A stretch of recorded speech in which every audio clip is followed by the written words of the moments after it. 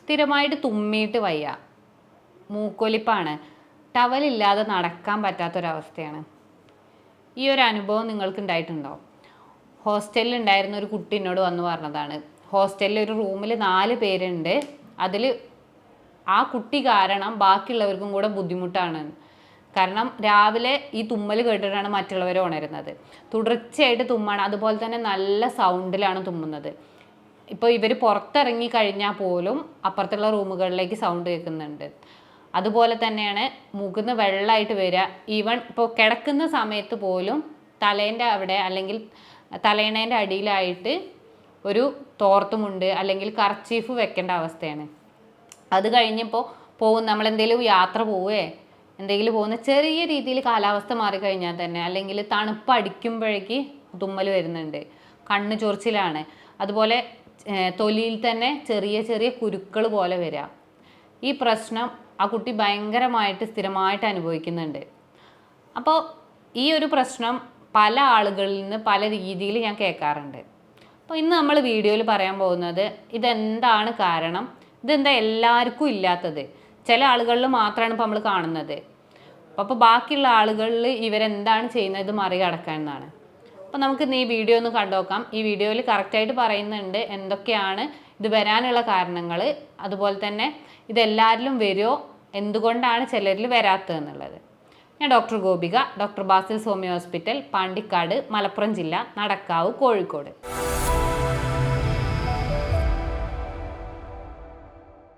അലർജിയാണ് ഇതിൻ്റെ മെയിൻ കാരണം. അലർജി എന്ന് പറയുന്നത് നമ്മുടെ ശരീരം കാണിക്കുന്നൊരു സൈനാണ്.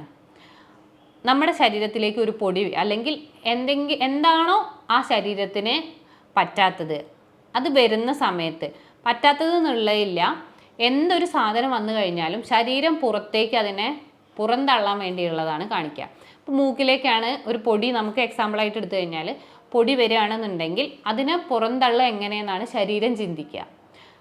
കാരണം അത് ചിലപ്പോൾ തുമ്മലിലൂടെ ആയിരിക്കാം, അല്ലെങ്കിൽ മൂക്കൊലിപ്പായിരിക്കാം, അല്ലെങ്കിൽ ചിലപ്പോൾ മൂക്ക് ചൊറിച്ചിലായിരിക്കാം. ഈ രീതിയിൽ എങ്ങനെ അതിനെ പുറന്തള്ളാം. അതുപോലെ തന്നെയാണ് നമ്മുടെ വായിലേക്കും നമ്മുടെ ശരീരത്തിന് പറ്റാത്ത എന്ത് സിറ്റുവേഷൻ വരുന്നോ അതിന് പുറന്തള്ളാൻ സഹായിക്കുക. അതുപോലെ തന്നെ കണ്ണിലേക്ക് ചെറിയ എന്തെങ്കിലും പൊടി വന്നു കഴിഞ്ഞാൽ കണ്ണ് ചൊറിച്ചിൽ. അപ്പോൾ പല ആളുകളിലും പല രീതിയിലായിരിക്കും ലക്ഷണങ്ങൾ ഉണ്ടാവുക.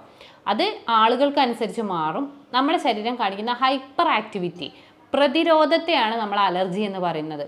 അത് നമുക്ക് സഹിക്കാൻ പറ്റാത്ത രീതിയിലാവുന്ന സമയത്താണ് നമ്മളതൊരു അലർജിയായിട്ട് കണക്കാക്കുക. അല്ല നോർമലി ചെറിയ കണ്ണ് ചൊറിച്ചിലോ അല്ലെങ്കിൽ ജസ്റ്റ് മൂക്കിൽ ആവുന്ന സമയത്ത് ജസ്റ്റ് തട്ടേ ചെയ്ത് കഴിഞ്ഞാൽ നമുക്കത് ഒന്നും തോന്നാറില്ല.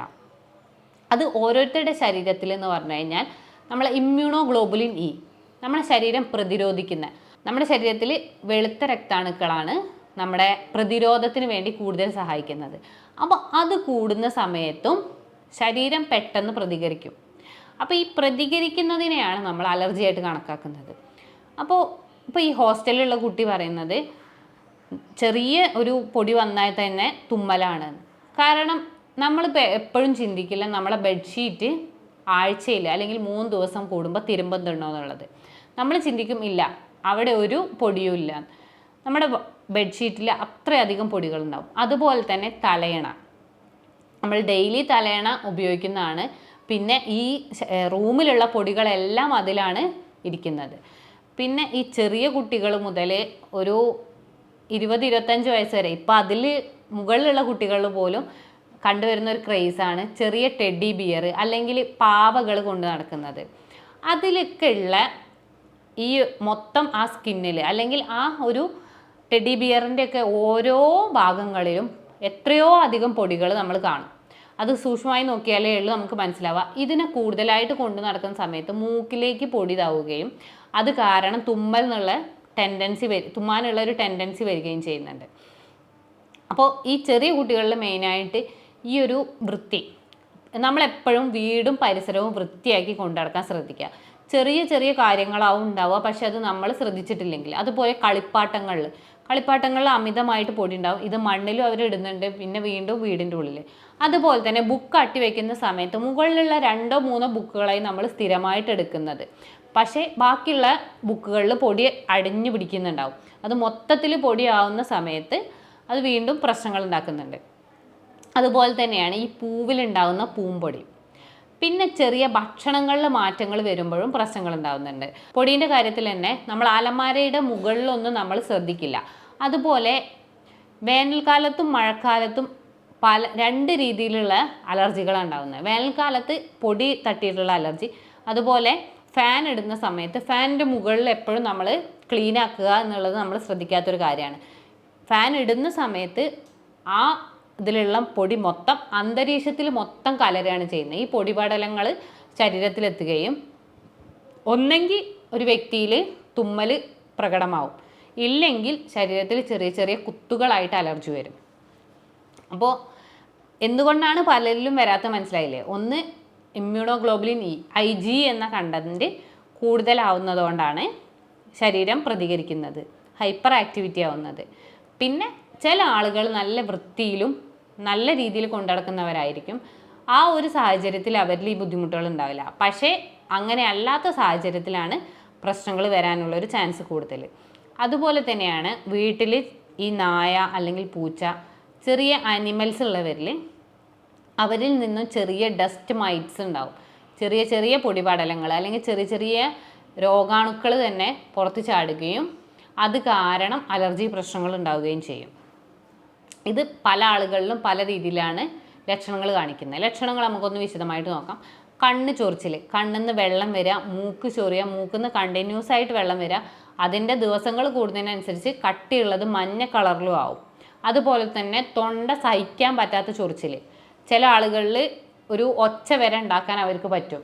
കാരണം അത് അവരുടെ ഒരു ബുദ്ധിമുട്ട് കാരണം അവർ ഭയങ്കരമായ രീതിയിൽ ചൊറിഞ്ഞുകൊണ്ടിരിക്കുകയാണ്. തുമ്മൽ, തുടർച്ചയായിട്ട് തുമ്മുന്നവരുണ്ട്, ഒറ്റപ്പെട്ട തുമ്മൽ തുമ്മുന്നവരുണ്ട്, ശ്വാസം മുട്ടൽ, തലവേദന, അതുപോലെ തന്നെ ഈ അലർജി കൂടിക്കഴിഞ്ഞാൽ സൈനസൈറ്റിസിൻ്റെ ബുദ്ധിമുട്ട്, മൂക്കിന്ന് വെള്ളമായിട്ട് വരും നമ്മൾ പറഞ്ഞു. ആ വെള്ളം അത് കട്ടിയാവുകയും സൈനസൈറ്റിസിൻ്റെ ബുദ്ധിമുട്ട് കാരണം വായു അറകളിൽ കഫം നിറഞ്ഞു കഴിഞ്ഞാൽ തലയ്ക്ക് ഭയങ്കരമായ കനം ഉണ്ടാവുകയും ചെയ്യുന്നുണ്ട്. ഇത്രയും പ്രശ്നങ്ങളാണ് അലർജി ഉള്ളവരിൽ പൊതുവേ കാണാറ്. ഇത് കൂടി കഴിഞ്ഞാൽ പിന്നെ ശരീരവേദന ഉണ്ടാവുന്നുണ്ട്, മുഖം ചീർത്ത് വരും, ശരീരത്തിൽ മൊത്തം നീർക്കെട്ട് വന്ന പോലെയൊക്കെ ഉണ്ടാവാറുണ്ട്. പലരും എന്താ ചെയ്യുന്നത് വെച്ചാൽ അലർജി അല്ലേ ജസ്റ്റ് ഒരു ടാബ്ലറ്റ് എടുത്ത് കഴിക്കുകയാണ് ചെയ്യുന്നത്. ഇപ്പോൾ പേഷ്യൻസ് വന്ന് പറയുന്നത് വെച്ചാൽ ഞാൻ 1 രൂപേൻ്റെ ടാബ്ലറ്റ് എടുത്തു, അത് മാത്രം കഴിച്ചു എന്ന് വിചാരിച്ച് നിങ്ങളുടെ അലർജി മാറില്ല. അതിൻ്റെ കാരണം എന്താണെന്ന് ആദ്യം നോക്കണം. അത് മെയിനായിട്ട് IgEൻ്റെ കണ്ടൻറ്റ് നമ്മളൊരു ബ്ലഡ് ടെസ്റ്റ് ചെയ്തിട്ട് എത്രത്തോളം ഉണ്ട് നോക്കണം. പിന്നെ ഈ ഒരു കാരണത്തെ മാറ്റി നിർത്താൻ പറ്റുന്നതാണോ എന്ന് നമ്മൾ ശ്രദ്ധിക്കണം. ഇപ്പോൾ പൊടിയുടെ സമയങ്ങളിൽ മാസ്ക് യൂസ് ചെയ്യാൻ ശ്രദ്ധിക്കുക. പിന്നെ ഭക്ഷണത്തിലാണ് മാറ്റങ്ങൾ വരുന്നതെന്നുണ്ടെങ്കിൽ ആ ഭക്ഷണം ഒരു ലിമിറ്റ് വരെ നമുക്ക് കുറയ്ക്കാവുന്നേ ഉള്ളൂ. കൂടുതൽ ആളുകളിൽ ബീഫ് അലർജി ഉണ്ടാവാറുണ്ട്. അപ്പോൾ ബീഫ് അലർജി ഉണ്ടാകുന്ന സമയത്ത് ആ ബീഫിൻ്റെ കഴിക്കുന്ന ക്വാണ്ടിറ്റി കുറച്ച് വരിക, അല്ലെങ്കിൽ അതിനെതിരെ നമ്മളെ ശരീരം പ്രതികരിക്കാതിരിക്കാൻ വേണ്ടിയിട്ട് നമുക്ക് മെഡിസിൻ എടുക്കാം. അപ്പോൾ നമ്മൾ ഹോമിയോയിൽ എന്താ ചെയ്യുന്നത് വിചാരിച്ചാൽ മൊത്തം കാര്യങ്ങൾ നോക്കുകയാണ് ചെയ്യുക. കാരണം എന്തുകൊണ്ടാണ് നിങ്ങൾക്ക് ഈ ബുദ്ധിമുട്ട് വന്നത്, അത് കാരണം എന്തൊക്കെയാണ് ബുദ്ധിമുട്ടുകൾ ഉള്ളത്, കാരണങ്ങളും നോക്കും. അതുപോലെ തന്നെ ഇപ്പോൾ അനുഭവിക്കുന്ന ബുദ്ധിമുട്ടുകൾ എന്താണ്, ഇനിയല്ല ഫാമിലി ആയിട്ട് നിങ്ങൾക്ക് ബുദ്ധിമുട്ടുകളുണ്ടോ, വിശദമായിട്ട് നോക്കിയിട്ടാണ് നമ്മൾ മെഡിസിൻ തരിക. അപ്പോൾ നമുക്ക് മെഡിസിൻ കഴിക്കാതെ തന്നെ വീട്ടിൽ നിന്ന് എന്ത് ചെയ്യാൻ പറ്റും നോക്കാം. മെയിനായിട്ട് നമ്മൾ ഭക്ഷണത്തിൽ ഇഞ്ചി നീര്, മഞ്ഞൾ, അതുപോലെ തന്നെ വെളുത്തുള്ളി ഇവ കൂടുതലായിട്ട് ഉൾപ്പെടുത്തി കഴിഞ്ഞാൽ തന്നെ നമ്മുടെ അലർജി ഒരു വിധം നമുക്ക് കുറച്ച് കൊണ്ടുവരാവുന്നതേ ഉള്ളൂ. പിന്നെ ഒരു 15 ദിവസം നിങ്ങൾക്ക് ചെയ്യാൻ പറ്റുന്ന ഒരു കാര്യമാണ് 1 ടീസ്പൂൺ തുളസി നീര് 1 ഗ്ലാസ് വെള്ളത്തിൽ ഒഴിച്ചിട്ട് നിങ്ങൾ രാവിലെയും വൈകുന്നേരം ഒരു 15 ദിവസം കണ്ടിന്യൂസ് ആയിട്ട് എടുക്കുക. ഇത് നിങ്ങളുടെ പ്രതിരോധ ശേഷി കൂട്ടുകയാണ് ചെയ്യുക. അപ്പോൾ ശരീരം പ്രതികരിക്കുന്നതിൻ്റെ അളവ് കുറഞ്ഞു വരും. ആ സമയത്ത് നിങ്ങളുടെ ശരീരത്തിന് ഒരു ഊർജവും അതുപോലെ തന്നെ കൂടുതൽ കാര്യങ്ങൾ, ഇപ്പോൾ എന്തെങ്കിലും ചെറിയ പൊടിയൊന്നും തട്ടുമ്പോഴേക്ക് പ്രശ്നങ്ങളില്ലാത്ത രീതിയിലും മാറ്റിയെടുക്കാവുന്നതേ ഉള്ളൂ. അപ്പോൾ ഈ ഒരു ബുദ്ധിമുട്ടുകൾ നിങ്ങൾക്ക് മാറ്റിയെടുക്കാവുന്നതേ ഉള്ളൂ. പിന്നെ നിങ്ങൾക്ക് ഭക്ഷണത്തിൽ ശ്രദ്ധിക്കാവുന്നതാണ് കൂടുതൽ പുളി, കൂടുതൽ എരിവുള്ള ഭക്ഷണങ്ങൾ കംപ്ലീറ്റ് ആയിട്ട് ഒഴിവാക്കുക. പിന്നെ എപ്പോഴും ശരീരത്തിന് ദഹിപ്പിക്കാൻ പറ്റുന്ന ഭക്ഷണങ്ങൾ കഴിക്കാൻ നോക്കുക.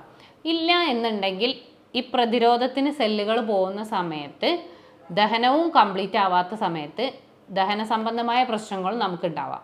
അപ്പോൾ അതുകൊണ്ട് തന്നെ ലളിതമായ ഭക്ഷണങ്ങൾ കഴിക്കുക. ചെറിയ രീതിയിൽ ഇപ്പോൾ തുമ്മലോ അല്ലെങ്കിൽ മൂക്കൊലിപ്പോ വന്നു കഴിഞ്ഞാൽ ഹെവി ആയിട്ടുള്ള ഭക്ഷണങ്ങൾ, പുറത്തുനിന്നുള്ള ഭക്ഷണങ്ങൾ, കാർബണേറ്റഡ് ഡ്രിങ്ക്സ് ഇവയൊക്കെ ഒന്ന് ഒഴിവാക്കാൻ ശ്രദ്ധിക്കുക.